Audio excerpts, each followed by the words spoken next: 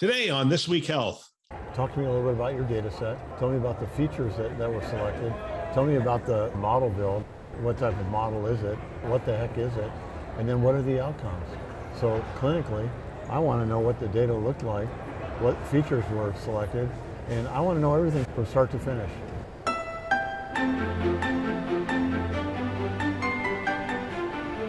It's Newsday. My name is Bill Russell. I'm a former CIO for a 16-hospital system and creator of This Week Health, a channel dedicated to keeping health IT staff current and engaged.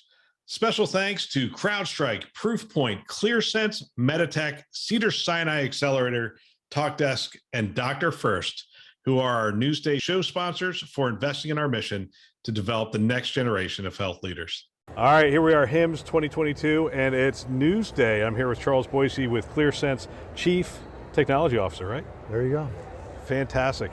What have you been doing here? You just came from a session. I came from a really good session, the NIST framework for healthcare. NIST framework for so security. Yep, absolutely. So the combination of the cyber side as well as the privacy side, and what NIST has been doing for the last couple of years and how it applies to healthcare. It's a real nice framework that whether you're a large organization or you're a small organization, you can follow. Yeah, we adopted the NIST framework back in, oh my gosh, it's been around for a while. This isn't a new thing, it's been around for a while. No, then they got a huge team on this of 4 people. Fantastic. All right, so it's interesting you talk about security. I find we talk an awful lot about security, but not that much about privacy. Privacy is extremely important. Security, privacy, it's trust, right? Right. Yeah. Charles, we got a lot to talk about. Absolutely. I got my computer in front of me because I wanted to see what people are actually writing about, because we got so many press releases here, and I'm not sure, literally about almost 200 emails a day with press releases, things that were going on. People coordinate around this, and I'm not sure which ones were worth anything. Well, let's see. But I figured Scott Becker would figure it out for me, and others would as well. But before we get there, let them do all the heavy lifting. Yeah, let them do some of the heavy lifting. What are your thoughts? I was talking to Drex last week, and I predicted somewhere around 10,000 people, and this is probably in the 20 something. Mid-20s, yeah. And about, 1,000 vendors, something like that? Yeah, the hall is pretty extensive. You know what's cool about this year versus others? With only 1,000 vendors, they're well spaced. Yeah. It's clean, you're not bumping into folks, and you got time to look. And all the important ones are here. So I stopped, I walked through there tonight around some of the booths. Some of the insights were more activity than a lot of users are here. So people were saying, hey, people were stopping in to actually look at the demos, feel the demos and whatnot. Probably the most insightful thing I heard from somebody was, this is pretty similar to previous years. I said, well, are you seeing the CIOs here? They said, look, let's be honest. Chime happened, then we would see the CIOs for like the first half of the first day, and then they'd be gone anyway, or they'd be drug into meetings, so we wouldn't see them. And most of the time, this person said, most of the time we were spending our time with influencers, not necessarily buyers. And that's fine, that's good for them. Yeah. They're working with people who are going to be a part of the decision. Yeah, the folks at the keyboard. That's what you have here, the people that make it all happen. Did you get to any of the sessions? I did not. I've done 16 interviews. Other than the ones that I moderated. Oh, so you moderated? What else did you moderate? So I moderated another one on kind of the conversational agent space in healthcare. So we're now using conversational agents for appointment setting, for general information and so forth. Yeah, that's an exciting space. You and I have talked about that before. Yeah. I think there's a lot for healthcare there. We can pick up tone, we can tie it to automation, there's an awful lot of things we can do. What I really like about it is we've gotten to the point patients don't realize that they're talking to a machine. So basically we're passing the Turing test. Yeah, if people want to have a conversation, Charles and I have this conversation all the time, so if you want to join in on this conversation, just shoot me a note. We'll probably just do like a public Zoom and talk to people about it, because I think it's a fun space, and every time I talk to you, it seems like we're advancing in that area. We've gotten to the point where we're using graph technology. So basically the technology can scrape organization's website, all their data assets, instead of canned responses.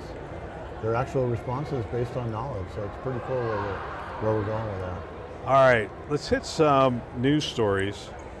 The new regulation would send hospital pandemic data back to the CDC.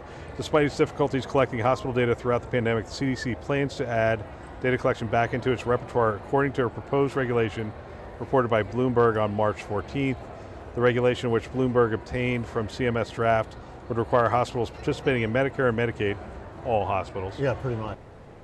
to report data to the CDC's infection tracker, the National Healthcare Safety Network. Although some supporters of the proposed changes say it will help the CDC increase the ease with which it analyzes and receives data, however, it also has some staunch opponents given issues with NHSN in 2020. During the pandemic, HHS officials asked staff to move away from NHSN data collection due to issues with speed and pace.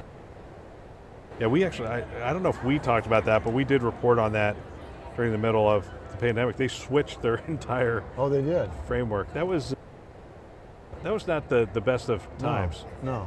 So let's get it straight before we travel down this road. I think this is going to be great for retrospective, but I think it's really setting us up for the next one, if you will. I think that's probably the majority of the purpose behind this. So you think some of this is still aimed at getting a picture for what happened over the last 2 years? Yeah, absolutely. And then setting us up for the next time. Because if we can do it in a retrospective, we'll have to create those connections, Yes, create the data absolutely. mappings Yep. and other things. Yep. Isn't the data mapping pretty well set at this point? I would think it's pretty clear. We want these elements. Sure. So let's say we've got the framework in place, but let's get what we need to in place so that it can be done in real time, or it can be done every 12 hours, 24 hours, whatever that needs to look like, so people can actually react on data now, not data that happened 12 hours, 24 hours, a week, 3 months, whatever the hell it is. Yeah. Yeah, so that's all going to be about implementation. It's going to be about how they spell that out, and the clarity they have within the law itself, I think will set the stage for Let's what see this looks let's see like. if they can open it up for academic researchers as well. Well, Epic's got a big one, right? Yeah, so Epic launches SaaS aimed at independent medical groups. So here's what they're saying, essentially. If somebody can't find a Community Connect partner, Epic will essentially have a platform that is Community Connect for everybody. I mean, I don't think this is going to be a platform that you can highly customize and do those kinds of things to. No, but if I'm a onesie twosie or 3 or 4 practitioner, absolutely. I can now, especially if in my geo area there's Epic hospitals all around me, I can now participate, right? Right. So shared environment called Garden Plot is intended to streamline access to Epic's tools for providers with minimal overhead. Right. So you roll this out. It's probably on a foundation build, and it's probably a pretty generic build set. I would imagine there's some customization, clearly, that you can do within it. And then, essentially, I would imagine they can get to a lower price point, cloud-based. Yeah, one-stop shop. This would also potentially avoid an acquisition by my practice group. Yeah, I mean that's going to be formidable. And you think about it, the regional, the local hospitals, I can now get the hospitalization data back, to me as well. So not like interoperability word, but it does take care of that as well. How about this? Microsoft closes $16 billion acquisition of Nuance. Did we talk about the Nuance acquisition? What do you think of that one? Well, it's kind of interesting. I mean, now it's closed. It Yeah. was announced, and they went through the dance, and now that I guess they're partners, they're dance partners. Let's see what they do. Yeah, it'll be interesting. What do you think they need to do to be successful? Well, it's only one part of the picture. It's not like Microsoft having enough assets to be healthcare. Right. It's just one part of it.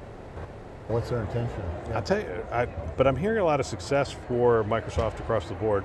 So they're not trying to get into healthcare per se. They're I always call them the arms dealer. They provide tools, Sure. just tons of tools, right? So Microsoft Teams on the basic, and Office 365 on the basic. Then you have Azure. We have two major health systems. You have about $3.5 billion health systems that have moved to Epic and Azure for production. Correct. We knew that they were doing DR on it, but now we have full-blown production in Azure. We have a bunch of data stacks going into Azure. People are saying it's easier, it's the same tool set, my team can run with it and whatnot. So they're getting some wins there. The Nuance tool set is an interesting one because that does get down more into the room, into the clinician's room. Nuance's products, plus remember M-Modal's products as well. Yeah, it will be fascinating to see what they do next. It could be a speech-to-text play and then the analytics around it. We'll get to our show in just a minute. As you've probably heard, we've launched a new show, Town Hall, on our community channel, This Week Health Community, and it airs on Tuesdays and Thursdays. I'll be taking a back seat to some of these people who are on the front lines. Town Hall is hosted by an array of talented healthcare leaders who are facing today's challenges head on. We're going to hear from professionals and their networks on hot button issues, technical deep dives, and the tactical challenges that healthcare faces. We have some great hosts on this. We have Charles Boicey and Angelique Russell, data scientists, Craig Richardville, Lee Milligan, Reed Steffen, who are all CIOs. We have Jake Lancaster and Brett Oliver, who are CMIOs, and Matt Sickles, a cybersecurity first responder. I'd love to have you listen to these episodes. You can subscribe on our community channel, This Week Health Community, wherever you find and listen to podcasts. Now, let's get to the show.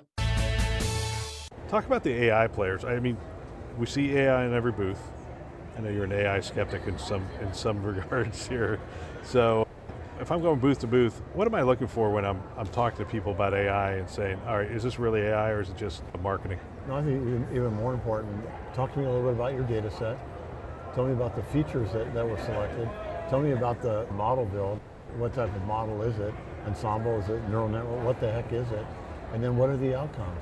So clinically, I want to know what the data looked like, what features were selected, and I want to know everything from start to finish. The minute proprietary comes out, it's time to hit the next booth. So you can't black box this stuff. I think it's a message.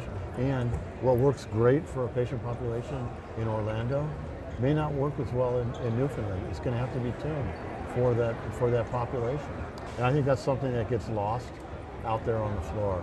And that's the whole, bring the clinical folks in, bring the operational folks in, bring the finance folks in, because they need to understand it from data all the way to the results. And math isn't patentable, so stop. I had stop trying to patent it. Yeah, just stop.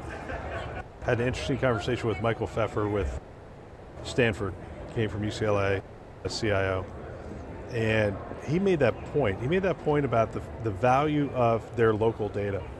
And not only their local data, but the data from the ED between certain times is different than the ED from other times. And there's value to the global data set. He goes, but not nearly as much value to Stanford for that, what they can do with their own data set and really focus in on high quality data, outcomes, really manage the drift that you would get in an AI model and those kind of things. He was very much saying, you know what, our data set in Northern California is appropriate for our population. For the demographic, the conditions and so forth. And the other side of that these folks all lose sight of, you need several years worth of data. So those folks that are going on to Epic, going on to Cerner, or switching out whatever, and they change everything to PDF and now they only got 6 months worth of data, how do you tune a data science product in that environment? You need that longitudinal record from that geolocation. I mean, with Clearsense in the world, are people really still like moving from one to the other and moving everything into PDFs? I mean, there's tools out there. No, there are folks that are doing that. You better believe it. Really? Which is, you want to, if you're going to do an archiving thing, you want to bring that data over in its natural state in its entirety. Because I'm telling you, as we go forward, we don't know what data elements and what features are going to lend themselves to have higher weights and higher values, because we haven't done the complete exercise of running all the data that's obtainable through that life cycle. So there's a lot of work to be done. All right, let's hit some conference stuff here. So I don't know how much time you've gotten to spend at the conference. What's the most impactful thing you've seen? Have you walked the booths yet or anything like that? I've done a little bit of that. I really like that folks from the Philippines are here. folks from, as always, the Israeli folks are here. Yeah, the international flares. Yeah, I love that stuff because it's all relevant. It's a completely different perspective, and there's some tech in there that's worth taking a look at. So even though healthcare is different, I talked to some people from Saudi Arabia, some people from Abu Dhabi, and I asked them the different models. And to be honest with you, I mean, it's different flavors of things we're doing in the United States. It could be single payer, it could be a combination of some kind, it could be whatever. But at the end of the day, they're struggling with the same things and pulling the data together. In some areas, they're more successful, smaller geography, smaller population, different government oversight and regulation. The HIE in one of those countries has 100% participation rate. I mean, I'm not even sure we have a state that has 100% participation. But the question is, how many times does it hit, and how much retrieval, comes from it? In the States, we have the same thing. We have some states that have excellent participation from a data ingress, but from an egress, how often do they hit? It's interesting. The other thing I didn't really contemplate is states here. We have trouble going state to state, but it's not nearly the trouble they have going country to country. I mean, when you you lay these things next to each other, it's like this country is next to Turkey, is next to this. Those countries have completely different. Yeah, intra-country operability. But same thing here. The state thing, we could have a national HIE. There's no reason technically that we don't. Technically, no. Technically, no. It's all the other stuff that surrounds it. Yeah, it's we've had some interesting conversations around interoperability while we're here. I caught up with Mickey Tripathi. I didn't have an interview with him, but I just chatted with him for a little bit. Talked to Don Rucker, right before Mickey, he had Mickey's job. Yep. And interesting to see where interoperability is trying to go with the APIs. But to me, I look at bulk fire, and it's the thing that we spend a lot of time talking about 21st century cures. We talk about the APIs for the individuals. The individuals are going to be able to get their data and that kind of stuff, write a new whole set of apps. But when we talk about bulk fire, there's a lot of application for bulk fire within my health system. As a CIO, I see a lot of practical application for pulling large sets of data together, again, for population health metrics, for clinically integrated networks and those kind of things. Yeah, so we do an acquisition, a large acquisition, or several of them. If we go that way, there's a lot less expense, and it's it's much more timely that we actually get people working together. So do I have to rip my EMR with this as a solution? It's something to think about. Yeah, I did catch up. It's a long, expensive process. I caught up with something from Intermountain. I won't use the name. And I asked them because they acquired SCL. SCL's on Epic, and they're on Cerner. I said, all right, so the deal is going to be final on April 1st. What's the thought? And he said, we're going with 2 EHRs. We're not going to rip and replace either of them. Yeah, I think you'll see that more and more because what's happened over the last couple of years, the money's pretty tight, and does it make sense to rip and replace an EMR if you have a technology such as bulk fire and others? Well, it's interesting. I mean, we were trying to do this back in 2012. We were essentially trying to say we can have all scripts on the ambulatory side and Meditech or whatever on the acute side, and we were going to create a data layer over it and bring it all together. That was an uphill slog for us, and it didn't solve some of the revenue cycle and the ERP kind of things the way we wanted to, and so one of the drivers, as it usually is, was it would take us 30 days to close our books, bringing all that stuff together, and by going to a single EHR, it took care of the problem. The complexity goes away. So I wonder if we're going to be able to. I hope we're going to be able to get away with it, because it makes no sense to do, these tens of millions of dollars, if not hundreds of millions of dollar projects, to rip out a perfectly good EHR. Yeah, so it's... Yeah, so all the service providers in this hall right now are not going to agree with that. Yeah. Most transformative technology that you've either heard of or seen while you're here? I'm going to go back to the use of conversational agents, AI, and I don't like the term, that whole digital front door, whatever the hell it is. I'm not really cool with that. But yeah, just engaging patients initially and routing them properly, and then making that whole initial engagement clean. Because there's not one front door, is there? There's like a million front doors. But look, we're in the business of providing healthcare, right? We've done a horrible job with our call centers, scheduling, all that kind of stuff. There's some really good technologies out there that are being used in the hospitality industry and logistics and in other industries that we need to bring in and make them work. Yeah, I agree. I've seen 2 computer vision things I think are interesting with AI models, NVIDIA on the back end. One is mammography, and it's taking these mammo images in, and it's not doing diagnosis, but it's 3D, it's processing it through these NVIDIA chips, it's doing it in like 20 seconds. And it's actually circling things saying, hey, look at this, look at this, look at this. And that's exactly what it should be doing, is assisting the clinician. Or even in pathology, hey, take a look at this part of the slide, or in your imaging, just as you described. But what we're setting ourselves up for is really bringing this technology into the home, where we can do the diagnostics and the higher end monitoring in the home environment. And it's basically edge computing, right? That goes back, it gets diagnosed, but we can go into the home with smaller devices and do that work, get it taken care of.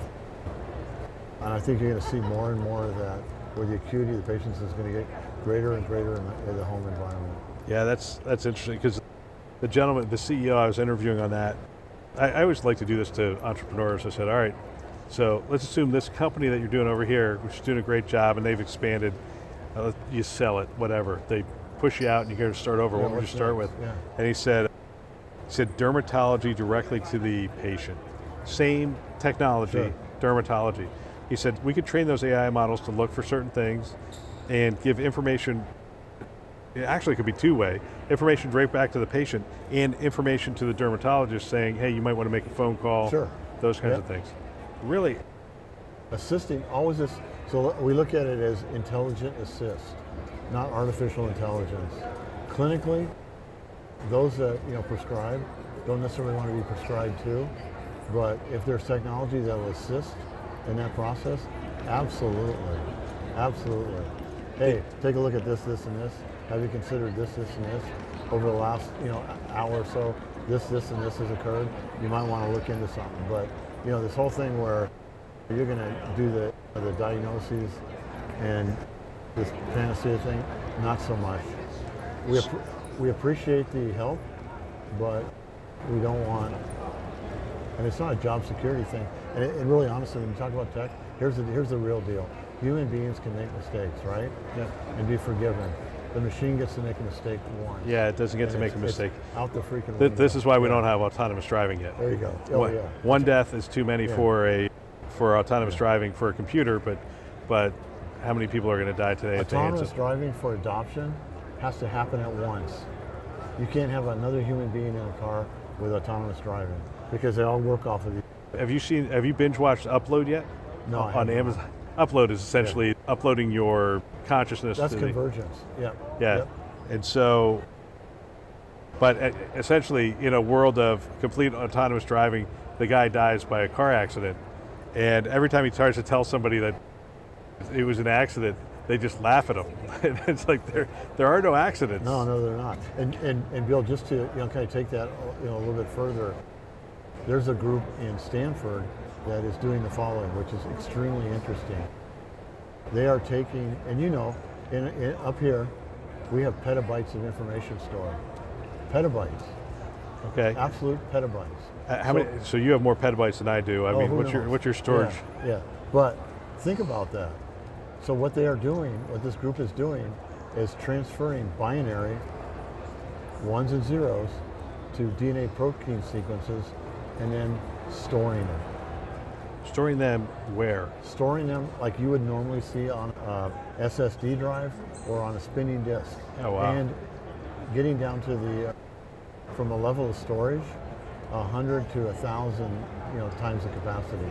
The retrieval is what's being worked on right now, so it can be retrieved in sub-second time. Wow, that's amazing. Computer vision. The other thing is I just interviewed Artisight CEO up at Northwestern, and they're addressing the problem of staff shortages with simple cameras in a room processing this stuff through AI. And there's the old way of training AI models where you essentially send all these images to fill in the blank with people in front of it, and they go, that's a coffee cup. Yeah. That's not a coffee cup. Yeah, and the problem is, you take that coffee cup sitting on this table in front of us, and the computer says, yeah, that's a coffee cup. Then you move it onto the top of Mount Everest, and they go, I don't know what that is. Yeah. So you really, you're constantly trying to train it. But these new models that you're seeing at Meta, Facebook, and others, which is what's being applied here, it essentially, it's the computer training itself. You take out pieces and it it's teaches. unsupervised, yeah. Right, exactly, unsupervised training.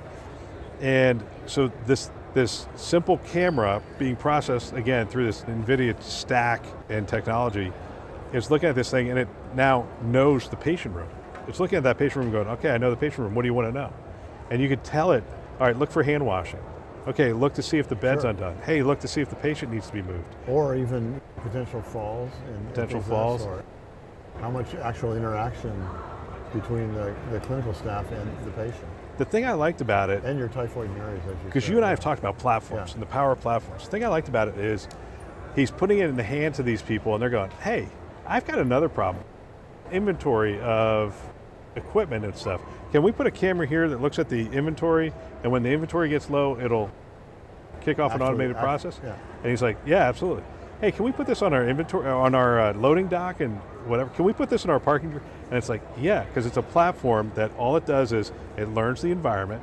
It takes, the thing with computer vision and the whole idea of taking that data stream in, we're trying to apply AI on top of all this bad data that we have, right? But that's an environment that's actually clean. The image is clean. Yeah. It's something that we can actually act on if the computer can be taught to recognize certain things. A bin's empty, order more, fill in the blank, or a shipment just arrived on the dock, send somebody down instead of. Sure, and if you got them in all the right places, you'll understand the hoarding habits of certain clinicians in certain units. Yeah. Hoarding habits. Hoarding habits. See, that's the benefit of you having worked where, you've been there. Yeah, we've got a whole bunch of IV pumps in a closet somewhere because we don't want to run out. It's interesting to me too, because as we were talking, I had a CIO there, as we were talking about it, I said, talk to me about the case to the CFO. And she was like, well, at the end of the day, every one of those things we just talked about, the answer usually is, hey, can we go hire another person? We need a person to do inventory. We need a person to sit on that dock. Even think from a clinical perspective, somebody that's on 24/7 watch, you don't have a nursing attendant in that room. Right, so that takes care of that issue. And if somebody that's not supposed to be out of bed starts moving that direction, you can get somebody in there to take care of it. So you prevented a fall, and then you prevented the dollars that are associated with that as well. Fascinating conversation with some nurses at Atrium Health doing a virtual nursing program. Not replacing the nurse at the bedside. You always need that nurse at the bedside, but supporting that nurse at the bedside with virtual. And you have a ratio that's pretty high, because a nurse at a virtual location can, through cameras and other things, react to the nurse who's in the room. Yep, and you know why it's important to put AI into it? Because that nurse, myself being one of them, his attention span is only so much. So this is where, yes, the nurse is present, the nurse is doing the surveillance, but you also have surveillance being done in the background that can then assist that nurse that, hey, there's likely to be a problem here. This is where you really need to focus right now. It was interesting to hear them talk about the case for the virtual nurse is what you talked about, the workload and taking some of the workload off, training. So you can have experienced nurse, virtual nurse, and they said we're hiring all sorts of new nurses, bringing them into the system. So you could have somebody who's less experienced have oversight. Sure. In mentorship. So the nurse is already given medication that she's never given before, and you've got some awareness of that, and then that mentoring can take place. Yeah, that was I mean, as she was talking, I was like, it was really creative. And then the other thing is you could have that nurse in the back. You get busy as a nurse. You just say, camera's there, microphone's there, and say, hey, I'm right now getting ready to do an IV or whatever. Can you document? And that person who's back there monitoring several rooms can do the documentation. So you're taking away the context, all the things that get us to be distracted and whatnot from the nurse. Interesting interviews while I'm here. The pandemic caused us to be very creative. It changed the environment so much that we weren't as tied to the static. And I think the creativity is out there. Still some problems in healthcare though. And there always will be. And there always will be. That's why we're here. Yeah. that's yeah, exactly. I mean, I think we're seeing some interesting things. I'm surprised that hall is as big as it is with as many solutions it is, but I'm not sure why I'm surprised. I guess I'm surprised because Bill, I started going in I'm going to date myself, 1994. It was like 300 people. At HIMSS? Yeah, something like that. Wow. And then watching it over the years has been interesting. So one of my special interests with HIMSS was to monitor and count how many cart vendors were out there. And that got up to 40 some at one point in time. And that shrunk down to pretty much one or two, or there's none here. So it's really interesting to watch it, all evolve. And I think for me, one of the most interesting things over the years is to watch those small companies that had some pretty cool ideas that were actually practical, actually develop them out to something that was something meaningful in healthcare. Are any of the companies that were around in 1994, are they still here? McKesson's still around. Yeah, McKesson is still around. Yep. That's interesting. McKesson was the big one. And back then it was all Health Information Management System side. It was all, we called it medical records at the time, right? And then there was some financial folks. So the original introduction of technology was to drop a bill. I'll tell you, there was, I think there was a good 300 nurses in that room yesterday for the Nursing Informatics Symposium? Yeah. It was good. It was a good dialogue. They also have their case studies, I think they put around the room. Yep, their posters. Yeah. I took a picture of all of them. They were so good. Excellent. Yeah, I like the work that's going on in nursing. Nursing is, in my conversation, they're right at the bedside. Bill, it's interesting that so I'm an advocate for the nurses. I've been teaching it, I've been preaching it. Who better? So if you talk about data science, you've got domain knowledge, you've got statistics, and you've got technical skills, programming language. I can teach a nurse programming language. He's already got the statistics. What they have is that 80% domain knowledge. Right. Now, taking a data scientist from somewhere else and dropping them into healthcare, that's hell. That takes a long time for them to get the domain knowledge and whatnot. So over the last couple of years, that's what I've been doing, is turning nurses into clinician data scientists, and they've been working out really well. Is that, are you talking in your company or are you talking at Stony Brook where you teach? I'm talking Stony Brook. I'm talking just advocacy and getting nurses interested in data science. I mean, who implemented the EMR? Right, yeah. So the EMR was on the backs of nursing informaticists, and then we got into optimization. We have a huge opportunity now from a data science perspective to actually take that next wave and actually make it ours. So who best than nurses to take us into the machine learning, the artificial intelligence world. Yeah, and you're living proof of that. Yeah, or as I call it, intelligent assist. Yeah. Absolutely. Charles, cool. Thank you for your time. All right, man. Appreciate it. Good. What a great discussion. If you know of someone that might benefit from our channel from these kinds of discussions, please forward them a note, perhaps your team, your staff. I know if I were a CIO today, I would have every one of my team members listening to a show just like this one. It's conference level value every week.